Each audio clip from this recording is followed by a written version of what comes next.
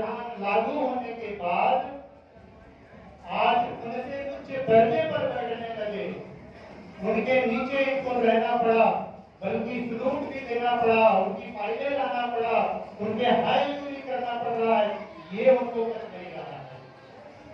और दूसरी चीजें हम आप सभी से ये बताना चाहते हैं कि बाबा साहब को जब इन सारी चीजों की प्रताड़ना, दर्द, अपमान झेलना पड़ा, तो उन्होंने अपने जीवन को पूरी तरह से पढ़ाई शिक्षा पर उन्होंने समर्पित कर दिया कि हमारे समाज को जब तक हम न्याय नहीं दिला देंगे, इनके हक और अधिकार की बात हम नहीं कर लेंगे, तब तक हमें चैन नहीं मिलेगा। और उन्होंने अंतिम सांस तक कभी आराम नहीं किया। बाबा साहब दुनिया के एक ऐसे महान व्यक्ति हैं, उनके नाम पे इतनी ज्यादा उपलब्धियां हैं, शायद दुनिया में सबसे ज्यादा अगर कोई पढ़ा लिखा दुनिया में 6 व्यक्ति आते थे, 6वें विद्वानों में से दुनिया में से मेरे बाबा साहब अकेले एक ऐसा भारत से विद्वान थे। तो उनकी उपाधि, उनकी उपलब्धियां, उनके जो संघर्ष थे, उनके बलिदान आज हम सबको उन्होंने एक सैकड़ों नहीं, लाखों नहीं, करोड़ों नहीं, अरबों में हमारे लोग अब पैदा हो गए हैं।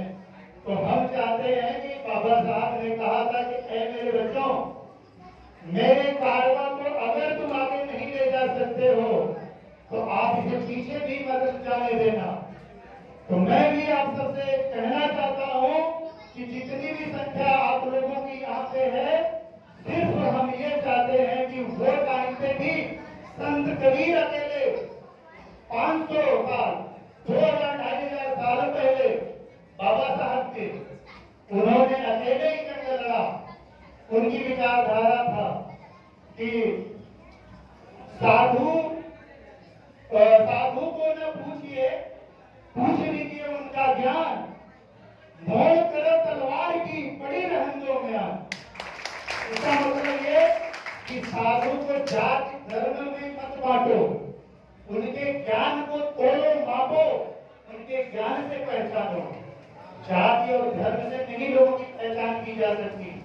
इसी वजह से जब हमारे ऊपर विकट परिस्थितियां आती है तो हमारी रक्षा तलवार करती, ना कि न्याय। न्याय तो एक कवर है, वो सिर्फ दिखाने के लिए, उसका मोल नहीं होता।